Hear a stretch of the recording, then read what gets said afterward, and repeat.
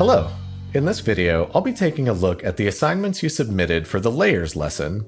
I'll be offering some feedback on both the paintings themselves, as well as taking a look at your layer structures to make sure that you're getting the most out of your digital software. So let's jump right in. First up, we have these assignments from Nicole. Very nice work overall here, and props to you for doing all 3 assignments. I'm especially loving the changes you made to the first assignment, because, let's be honest, every painting is better when it has a cat in it. Overall, these paintings are looking really good. You've got a great grasp on your value control and are very clearly separating your light and your dark shapes, which makes these super easy to read. Your layer structures are looking good as well. It looks like you've separated pretty much everything on the character onto its own layer, which can be helpful depending on the kind of assignment you're working on. The same thing is going on with the second demo down here, and I really love the creative liberty that you took with this new outfit on the second edited version. On this first assignment, I really don't have too much to critique here. I think you've done a great job interpreting the reference. You've simplified out a lot of unnecessary detail, like these really small and insignificant folds on his shirt. The value control is nice, and I think you nailed the pose and his portrait as well. Overall, this piece is in a great place, so I just have a couple suggestions to try to push it a little bit further. They have less to do with inaccuracies to the reference and more to do with deviating a little from the reference to make a better painting. The first thing I would note is that the folds on this sleeve are getting a little bit dark and distracting, and while they do appear that way in the reference, this is something that you can easily manipulate in your paintings to get a clearer read and nicer values going on. The areas I would take a look at are mainly these exceptionally dark folds here, and also we're kind of missing the form of the arm up here. Remember that even though it's covered in fabric, this arm is still a cylinder going away from us in space, and we're kind of missing the shadow side of the fabric over here. These are pretty easy fixes overall, something you can easily adjust with a soft brush. And a lot of this just comes down to being sure that your smaller secondary forms are conforming more to the larger primary forms that they're sitting on top of. So even though these folds do have some light and shadow and dimension to them, it's generally better in painting to try and simplify those things a little bit and be sure that you're getting the overall read of the larger form, which in this case is a cylinder. In addition to reinforcing the larger forms, reducing some of the contrast of these folds on the sleeve helps to keep focus in the area that we really want it to be, which is, in most cases, the portrait. I would also do something similar with the rim light down here. Although it is fairly bright in the reference, that's another area that I would consider stylizing, just to be sure that the shadow values don't start breaching into the value range of the lights. It's a subtle change, but you can see that that arm starts to look a lot more three-dimensional if we put a little less emphasis on the folds of the fabric and a little more emphasis on the cylinders of the arm. Another really small note I would make is on this particular shape right here, the shadow side of this fold. Although it's accurate to the reference, it's a little dull as a shape, and it's in a pretty prominent area of the figure, so it's worth maybe stylizing a little bit for more oomph. Generally speaking with shape design, you kind of want to try to avoid things that are too parallel and even. If we can taper this shape in one direction or the other, we'll get a much more interesting design out of the fabric. There's a couple ways you could solve this. We also have a bit of a shape issue with this shadow and this light area being almost exactly the same size and width. We haven't really talked about shape design that much in this course, but it's worth digging into a little bit as we start getting more advanced with our paintings. A super simple fix for this would be to make one side of this particular fold a little bit larger than the other, as well as look into tapering the shadow in some way. I feel like the shadow looks better if it's a little larger towards the collar, and then we could either taper it out towards the bottom of the shadow, or we could potentially even split that into 2 separate shadows. In this case, I think keeping it as one shadow is a little simpler and more appealing, so we'll go with that here. I can also reduce the contrast here a touch and maybe wrap a little shadow around the left side. We can also get a slightly more concrete cast shadow from the arm, kind of falling over this fabric. It's pretty subtle in the reference, but if you look close, there is actually a hard edge right here where the raised arm is blocking the light source from hitting the shirt. There's a fair amount of ambient light in the room, so the shadow is still fairly luminous, but creating that shape, I think, gives us a nice little separation. And we can then even further design this fold to almost create an arrow that points us directly back towards the face. I would also consider personally deviating from the reference on the shadow side of the shirt. Although you've captured the values correctly, I feel like you can get a little bit more atmosphere by just letting that really sit back and almost fade away into the background. A similar thing with the bottom of the pants here. If we get a little bit of gradient going on here, we can really reinforce that we've got a nice sort of tucking cylindrical form to the bottom of the pant legs as they fall into shadow while they tuck into the boots. Speaking of falling into shadow and melting into the background, one potential disadvantage to building your piece with so many layers is that often you'll end up with very hard edges across the entire painting because you've spent so much time separating things out cleanly. This isn't to say that you shouldn't separate things out cleanly, but I find it helpful to go back after the fact and try to look for areas where it would be nice to soften edges. In this case, I think you could get a lot of mileage out of softening the edges on the shadow side of the figure. Generally speaking, we want edges that are in the light, important, or close to us to be a little harder and more in focus, and edges that are in the shadow, less important, or far away from us can generally be a little softer. I personally really like the smudge tool for this purpose, and it works great because even if you have things separated onto layers, you can still use the smudge tool to soften the edges and get a nice effect of atmosphere. I would maybe even look into softening the edges of the collar as it falls into shadow, as you can really get a lot of nice atmosphere by letting some of these details melt together and not be quite so prominent. It's an eternal trade-off with layers. You get a lot of control and a lot of cleanliness, but sometimes building it up in this way can feel a little bit fake and sterile, so we have to take some extra time and care to go back into our paintings at the very end and look for any ways that we can push them to feel a little bit more hand-painted. On a similar note, we can also take a look at the edited version of this second character.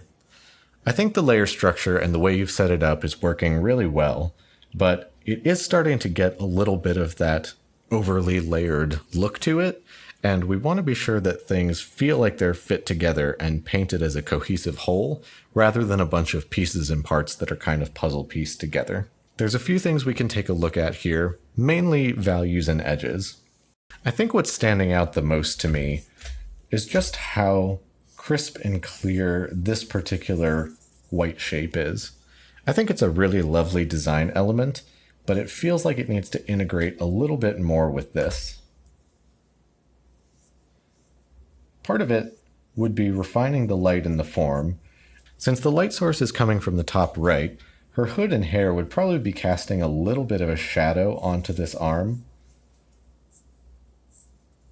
So we want to reinforce the overall cylindrical form, and we can really help show that by using a cast shadow that mimics the cylinder of the sleeve to show us the perspective that's happening.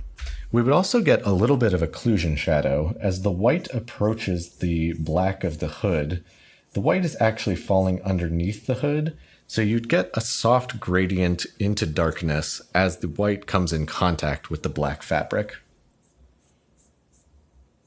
A very subtle difference overall, but it can go a long way towards the feeling of realism. Overall, they're working quite nicely, but it would help make things a little less separated if we could get some soft edges going on in here. Just softening the edge of the black fabric already does a lot of work in helping integrate these two things together. And if I turn this layer on and off, you can see how the white sleeve starts to feel a little bit more integrated with the figure and a little bit less of an island of a shape, kind of living off in its own world. We can probably do the same on the right here, throwing this lighter cloth a little bit into shadow as these things kind of fade away from the focal point. I would also keep an eye on the shape design of some of the headdress elements, as you've got this particular piece of fabric very perfectly mimicking the swirl of the hair, and it's a little bit hard to tell which one is in front and which one is behind. The hair could be overlapping over top of this, and maybe the shape of the fabric is something like this, but it could also be that the fabric is just shaped like this and it's on top of the hair. Clarifying which one on top of which would be really helpful in this situation. And one way to do that is simply through shape design and occlusion shadow. If we have this fabric on top, we can have it a little bit more dynamic of a shape. Again, trying to avoid perfectly parallel shapes, and instead pushing for something a little more varied and dynamic. So bringing the middle piece of this fabric to our right a little bit helps quite a bit with that. And then we can also get a little bit of occlusion shadow as the hair falls underneath the fabric. If you would rather the hair be on top of the fabric, you can do a similar thing just in reverse. A couple more small notes to watch out for. Whenever you're drawing characters that are heavily obscured by fabric and hair, it's a good idea to draw the full figure underneath all the clothing before you dig too deep into the rendering. One small anatomical error on both the original piece and the edited piece is that her face overall feels a little bit too long in the cheek and the jawline. I would expect with the hair pulled this far back, we would start to see the actual cut of the jawline somewhere around here. And if we take a moment to kind of quickly sketch where the head might be underneath everything that's going on here,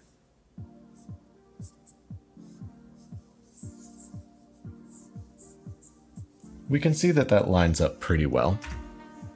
The last thing to note would be to always consider your light sources whenever you're making edits to a painting. The big area I'm noticing this is you've changed the bowl that she's holding with this vibrant, fiery spell. While the spell effects themselves are really cool looking, we're not getting the impression that it's actually fire or magic because it's not influencing anything around it as a light source. I would expect something with this brightness and intensity to really be hitting all of the downward facing planes of this hand and all of the upward facing planes of this hand. It might even be intense enough that you would start to get some kind of cast shadows over here, and maybe the light from the spell is starting to hit the figure over here, maybe even touches of highlights on the hair, probably even hitting the top of this sleeve a little bit. At this point, we're kind of getting into imaginative painting and rendering, which is a little beyond the scope of this particular lesson, but we'll get into that stuff in a lot of detail very soon. Overall, an excellent effort, really solid paintings, good layer structures, and just a few small suggestions to help you take them to the next level. Next up, we have Alec. Another fun change here, and a really great piece to begin with. You really captured a great attitude and expression with this character, and the proportions are pushed just enough to be interesting without feeling incorrect. The layer structure is looking quite good as well. I like that not only have you traded out the wine glass for a wine bottle in your sketches, but you've also made two separate hand layers so that you can easily swap between them as needed. This is really clever and good planning. I also see you're making good use of masks on the wine glass and the bottle. I'm guessing this is to mask out the hand that's holding them, and that's a much better way to do it than by simply erasing the hand areas out of the layers themselves. So good job for using some masks there. Stupid little hat, I love it. Overall, the painting and the layer structure is working quite well. I think the only critique I would make is a little bit similar to Nicole's, where I think you could reinforce some of the larger forms just a little bit by reducing the contrast. It depends on if you're going for sort of a super graphic comic style with your shadows. But to me, it feels like this particular sleeve is living in a kind of ambiguous middle ground between whether it's wanting to be really rendered or whether it's wanting to be really graphic. If you're wanting it to be a little more graphic and really lean into that like pure black noir shadow vibe, then I would maybe look into removing some of the rendering and highlights and just focus on really simple graphic shapes instead. You could even gradient these light areas down to black as they fade away from the portrait to create an even stronger focal point up near the top of the head. If you're wanting them to feel a bit more rendered, then I'd maybe do something more like this, where you're pulling out the overall form of the arm to be sure that it stands out on top of the other elements. You could also reduce some of the contrast of these seams and details up here at the shoulder. And I would also look into putting a bit of a dark gradient on the shirt underneath his coat to be sure that we don't get too contrasty of a light shape against a dark shape down here where we really don't want our focus and attention to be. Remember that contrast is your main tool for establishing focal points. So if we want to be focusing on the portrait and the hand holding the object, then we want to try to avoid a lot of high contrast in areas down here where we really don't want the eye to be looking. So all in all, I think you did a great job with the assignment. I'd love to maybe see you try to push this a little bit further, rather than just changing out a couple small elements of the character.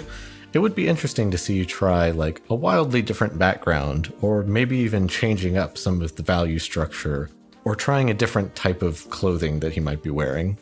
My last thought on this one is that with one of your new imagined objects, the stupid little hat, as you have so dubiously named it, the values of that are starting to get very close to the values of the background, and it's really only clarified by this dark edge over here.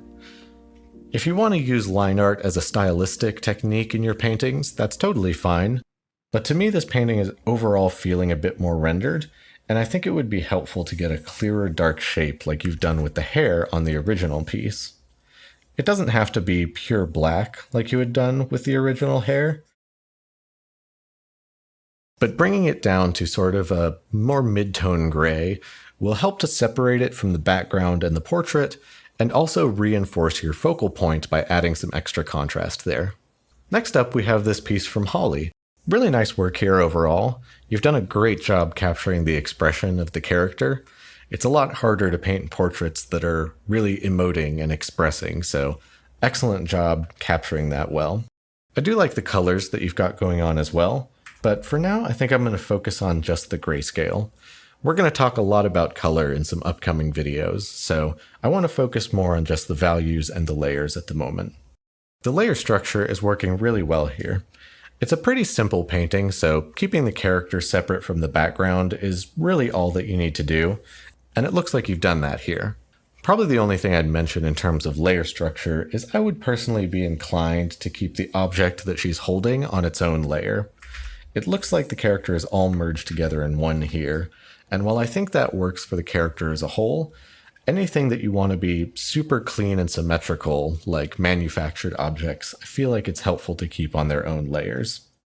For example, if I pull the hand out of the context of the painting and focus on it just on its own, this gives me a lot of control to render the hand and really dial in the gesture and be sure that it's feeling correct, and that all the forms underneath are working well. Then once I have the hand where I want it to be, it's really easy to add in secondary objects on their own layer, either by hand painting or using something like the pen tool, which I'm doing here.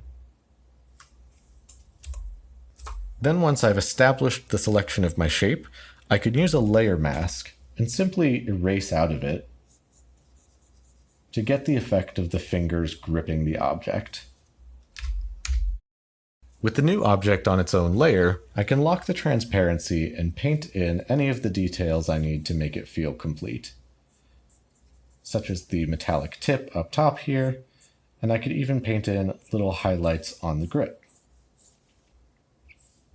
Now that we have these separated onto layers, I can easily unlink this mask, and if I need to slightly rotate or change the position of this for compositional reasons, It's really easy to do that without having to repaint the hand underneath and do a lot of complicated layer juggling. This could also be an issue if you needed to move this object for whatever reason. You would also have a lot of repainting work to do on the sleeve and the hand itself.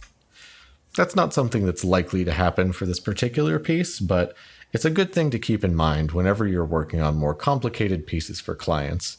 Setting up a layer structure that allows you to change things easily later on can save you a lot of time and headache. Outside of the layer structure, I think the paintings are working really well. There's just a couple value things that you might consider improving. I think the values in the colorized version that you did up top are working a lot better. This more constrained, brighter background really helps to bring focus and attention to the face, where in the original monochromatic version, the values in the background are starting to get a little muddy and overlap quite a bit with the values of the character, so it's a little bit harder to distinguish her, especially at a smaller scale. In terms of the painting of the character herself, mostly everything is working, though some of the values on the face might be getting a little bit out of control. Some of these midtones on our left side of the face, for instance, might be getting a little bit too dark and are over-defining some of these really subtle forms that appear on that side of the face. I would also consider pulling down the overall contrast of the nose and potentially putting the underside of the nose a little bit more into shadow. This is, of course, thinking with a bit more of a realistic mindset, and you might be going for something more stylized. But even if you're going more stylized, it's a good idea to limit contrasts where they're not really helping describe the form and they're not providing a lot of stylistic interest.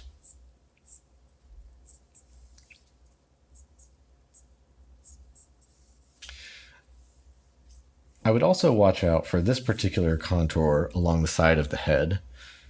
At this angle, it feels like we should be seeing a little bit of the ear because we have this hard edge going on here. So if it were mine, I would either look into adding the ear over there, or I would just let this side of the face almost fade into the hair, possibly even having some hair overlap, and more clearly cut off that contour of the jawline so you don't have to worry so much about the ear. Pretty small adjustments overall. Great job with the piece, and the only critique with the layers is really just I think it would be helpful to keep these two separated. Very nice work. This next piece is from Tsotne. I do apologize, I probably said your name incorrectly. Feel free to comment and tell me the correct way to pronounce it. This piece is looking quite good. I think you've done a good job with the values and the rendering in general, and the new special effects that you've added for the arrow and the updated design of the bow is really cool. The layer structure is looking good as well. You've separated the character from the background, which is the main thing that I really like to see. The only thing that I'm not super crazy about is how the hair layer is above the body layer, and you've erased the body out of the hair layer. This isn't inherently bad, because it does generally look correct on the painting itself, but if you ever decided that you wanted to adjust the shape of the hair, or liquefy it, or adjust the shape or pose of the body, you would have to change 2 layers instead of just 1. So my personal suggestion with situations like this is to keep the body on its own layer,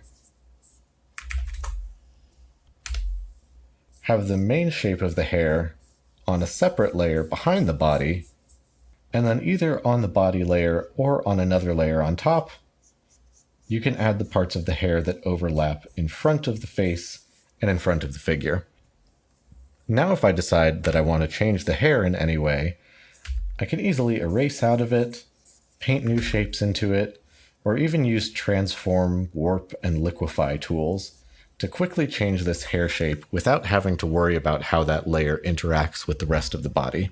This is especially an interesting point for this painting, as the original reference has this sort of curly, wavy blonde hair, and it would be nice to see between these 2 edits, maybe you stuck with the original reference in your first painting and then edited the hair into something different on the second painting.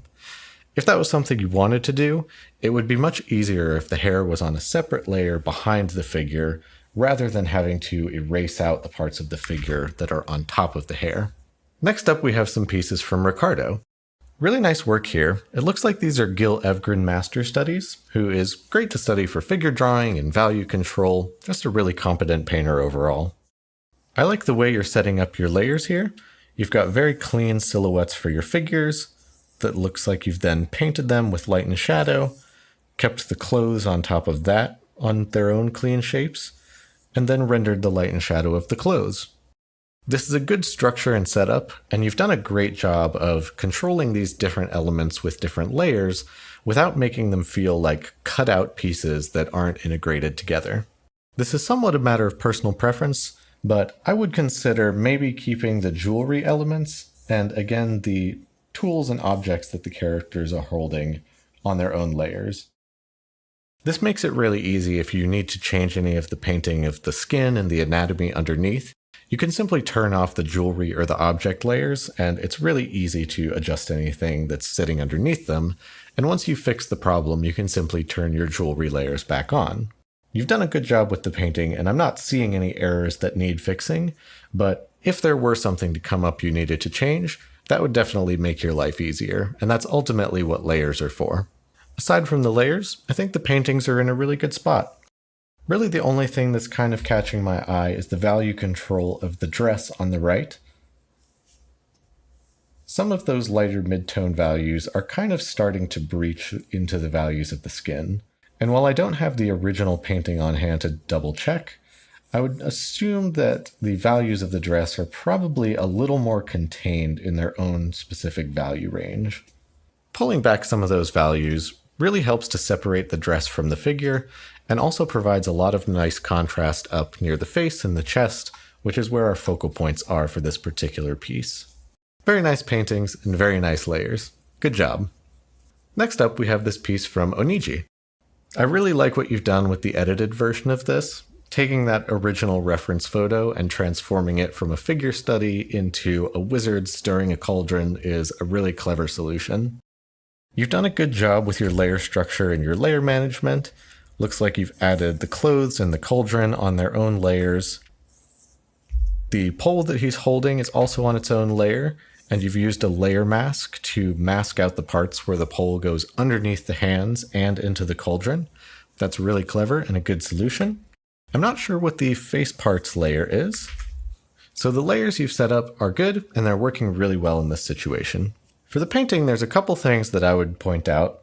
The first of which is it's a little odd to have this sort of smoothed out outline around the character when you have this sort of gritty, noisy texture everywhere else in the background.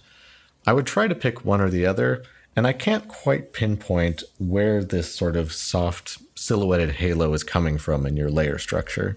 It doesn't quite look like it's on the background layer, but I don't really see it around the figure painting layers themselves either, so keep an eye out for that and see if you can identify why that's happening. The figure study from the original reference is working pretty well.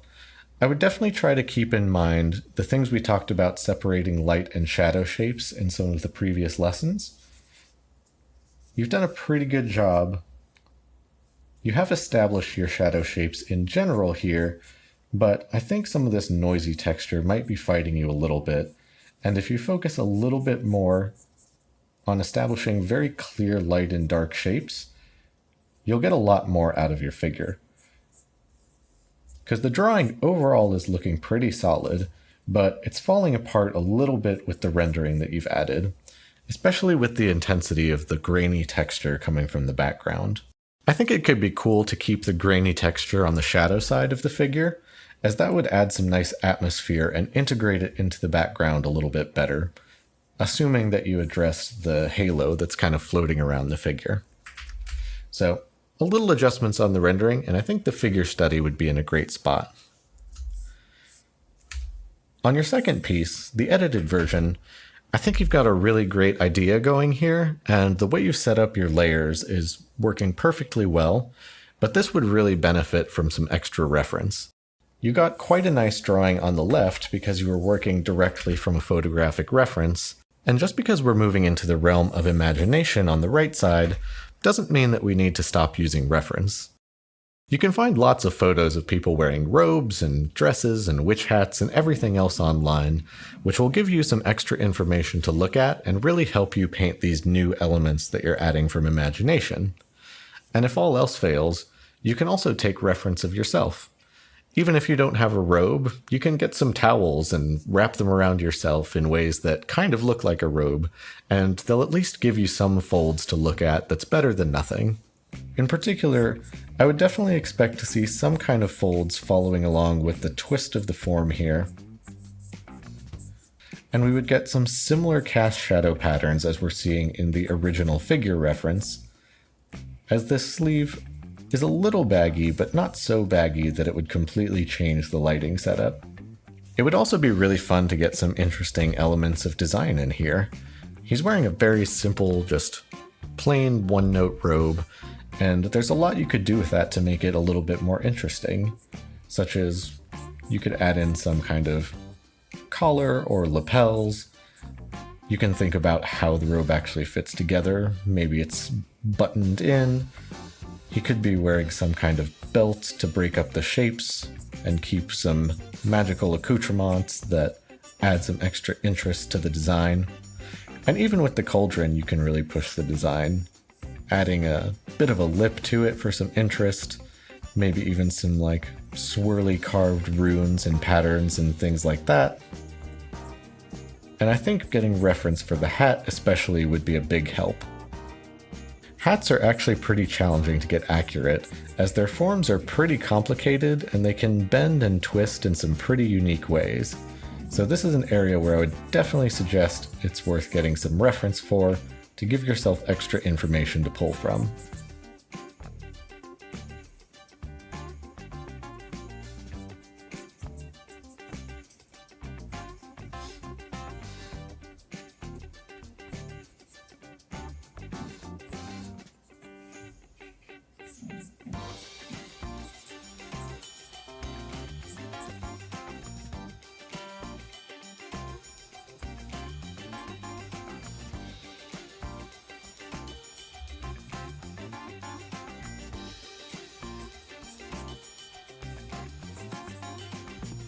So to wrap this one up, really good job with your figure drawing and your initial study.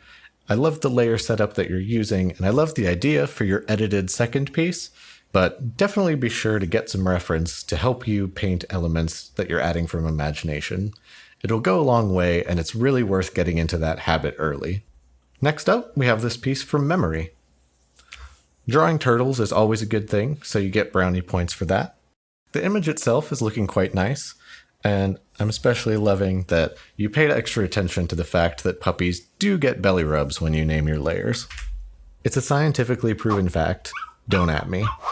This is another pretty simple piece, so there's not too much to critique in terms of the layer structure. It looks like you've kept your line art on a separate layer, added in your shadows and your base tones with their own layers, so overall a really good setup here. The main feedback I would have is on the clarity of the shapes that you're using. I can see that you're using shapes to describe highlights and shadows, but they don't feel very purposeful and intentional, and I think with some extra care and cleanup, you can really push this to the next level. Something that can be really helpful is to try and simplify your reference to remove some of the complexity that makes it difficult to understand.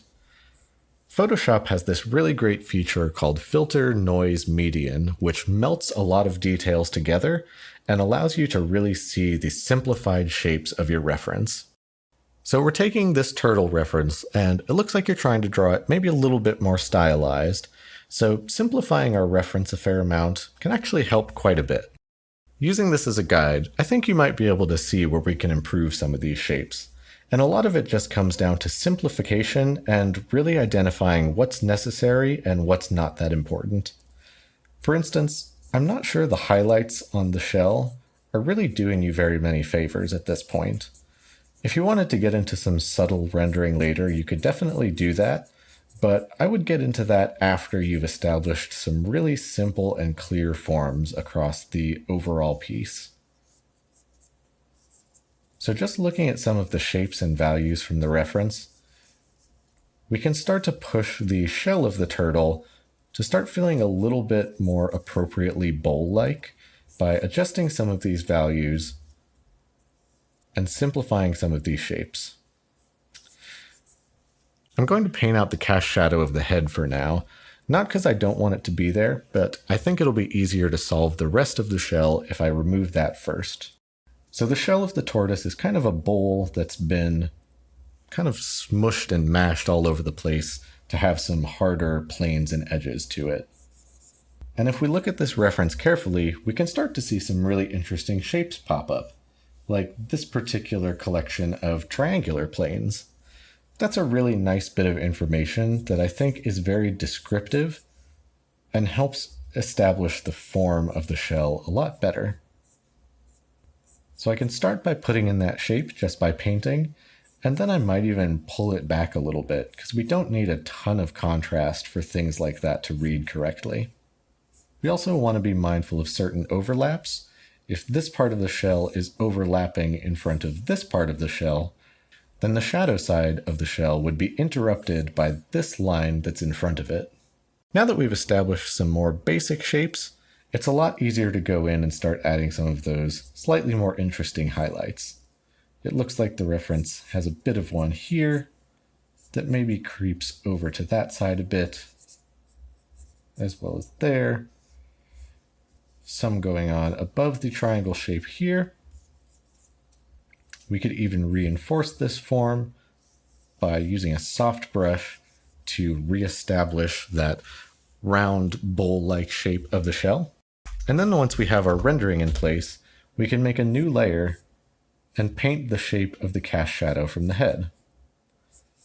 The advantage of putting the cast shadow from the head on its own layer is that now we can continue painting and rendering the actual shell of the tortoise if there's anything that you want to change underneath, without having to worry about overlapping with the shadow from the head. You could also easily adjust the opacity of this shadow if you're finding it's looking a little bit too strong. I would take that same kind of mindset and comb through the rest of the piece a little bit. A lot of the shadows that are happening on this neck here could really be simplified into some more basic shapes. I would then take that method of thinking and try to apply it to the rest of the painting. A lot of the light and dark shapes that are being used on the head and neck could be really simplified down into something a little bit more intentional and purposeful.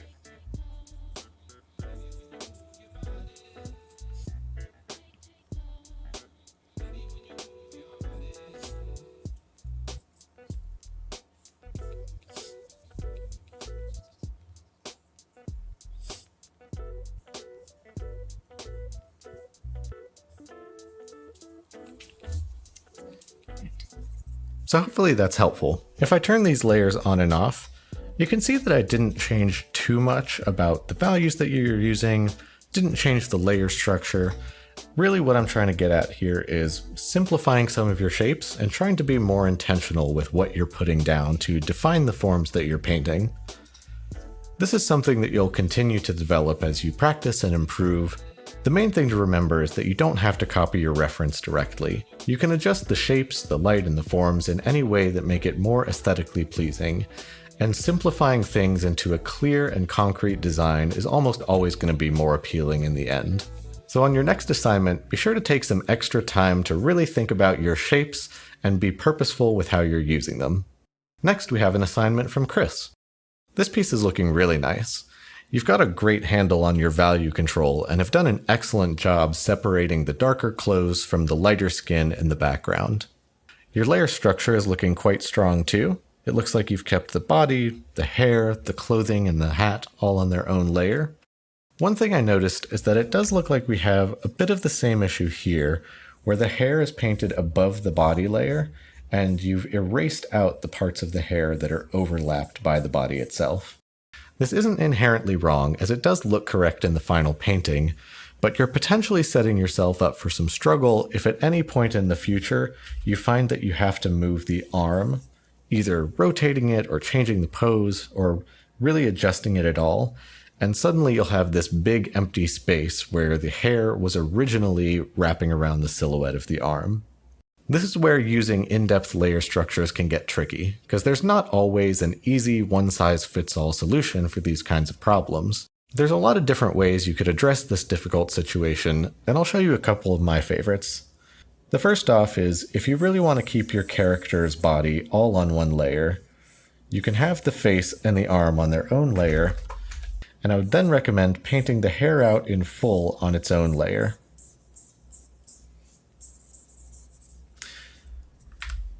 Then, rather than erasing out the parts of the body that overlap with the hair, which will leave you with these odd empty gaps should you ever change the position of the body, I would recommend using a layer mask instead, where you can add a layer mask, and on the mask itself, you can remove the parts of the body that need to be overlapped, and then if you end up changing the body in the future, you can simply delete the layer mask and repaint it, and you won't have to repaint all the hair underneath because that's already been solved and the information is contained on its own layer. The other way you could handle it, which is a little bit more complicated but a lot more flexible, is to simply use more layers and basically get to the point where you're creating a layer for every single plane of visual space in the image. For instance, if I were painting this piece, I would likely have the entire face on its own layer, and I would use that layer as an opportunity to be sure that I've drawn out the nose and the mouth, at least roughly, and be sure that the proportions of my face are correct. On top of that, I would probably have a hair layer. Similar to what I showed previously, I would paint the hair in full, going all the way around and behind the figure. The hair that goes behind the face itself, I might keep that on a separate layer and be sure that it's behind the layer of my face. That way, if I ever need to change the contour of the face, I don't also have to repaint the hair behind it. Then on top of these layers, I could add in the hat, as well as the clothing, and keeping the clothing on its own layer already solves my problem and puts the hair falling behind the figure like it's supposed to be. And finally, on top of all those different layers, I would paint the forearm that's so drastically overlapping a bunch of elements of the character. You could include the sword on this layer or separate it out onto its own layer. This might seem like a lot of work and a lot of layers, but on more complicated characters doing complicated poses, you'll oftentimes have to start adjusting your posing and your proportions to get things to look right, especially if you're working from imagination. So having a really robust layer structure that allows you to make those edits easily, rather than trying to mess and mangle with a couple much simpler layers, is ultimately going to make your life a lot easier. Every artist has their own preferences with how many layers they like to use and how they want to use them. This is just a suggestion for how I might approach this image to make any potential edits or changes a lot easier in the future. Excellent work with your painting, and keep up the good work. Next up, we have this piece from Karen. Really beautiful reference and really beautiful painting. You've done a great job capturing her pose and her expression, and the amount of intricacy and detail that you've added to the guitar is really quite impressive. I'm curious if you hand-painted all of that detail directly onto the guitar, or if you kept some of that filigree on its own layer. It looks like in your final layer structure, the guitar is just one layer, so I'm curious if you merged all of those elements together, or if this was one layer from the start and you painted all of it by hand. Either way, the final outcome is really strong, but these kind of super ornate filigree elements is definitely something that I would personally consider keeping it on its own layer.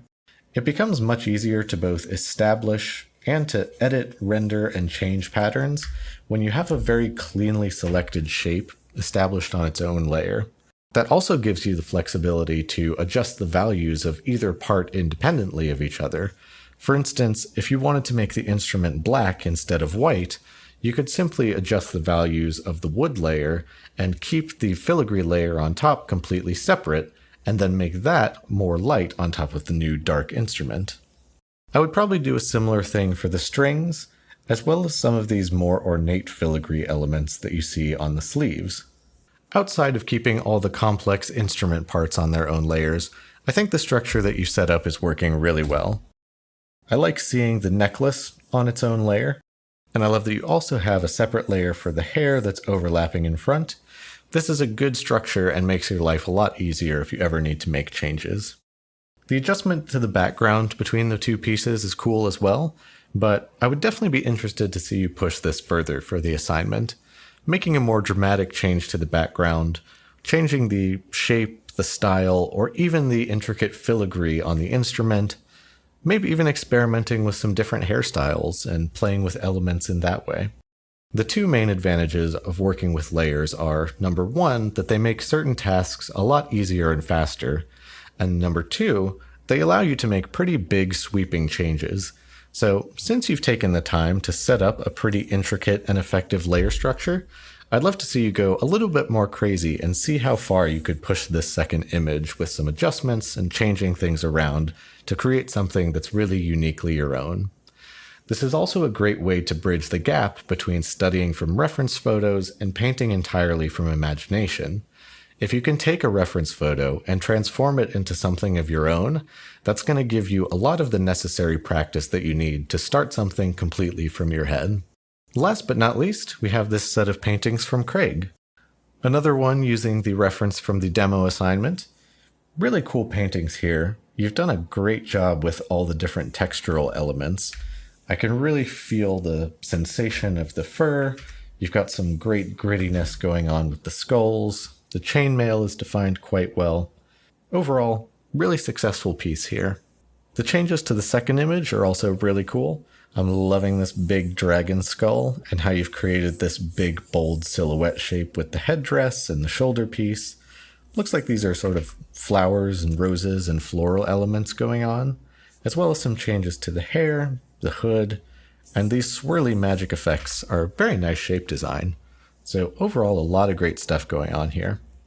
I don't have your layers to look at here, so I can't really critique those, but I have a couple small thoughts on the painting. The main thing I would suggest you could push here is just a little more intentionality with your value control. There's a lot of really cool shapes and things going on here, but some of it is broken up by a lot of small, high contrasty shapes that are kind of fighting the overall form. I can't quite tell that this part of the collar is more facing the light source than this part of the collar, because they have pretty similar value ranges and levels of detail. This is a pretty easy fix overall. You can grab a soft brush and start pushing the shadow side a little bit more into shadow, and just delicately push the values of the light side a little bit more into the lights. You can then bring back some of those darks on the light side, as usually there will be a little bit more information in the lights depending on the piece and the lighting setup. And then letting the shadow side fade into more atmosphere will give a lot of nice clarity and impact to the piece. You could also get some really cool cast shadows happening from these horns up here.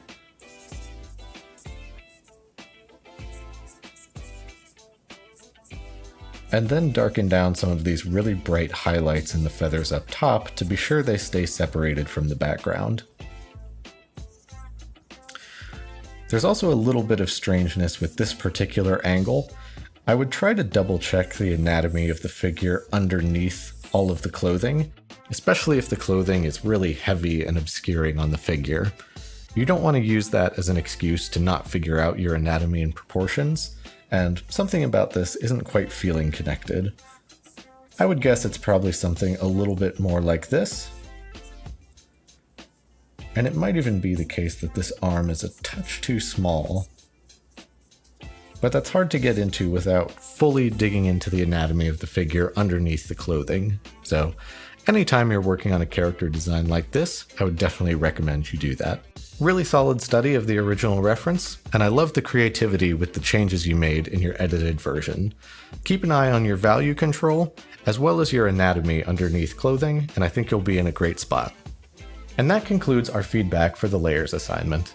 I hope you found this helpful and picked up on some new tips and tricks that you can use in your own work. Next up, we'll be digging into adjustment layers, which is going to be the first steps in our journey towards using color. I'm really excited to get into that because color is my personal favorite subject, and I know all of you are excited about that as well. So stay tuned for the next lesson, and I'll see you there. Cheers!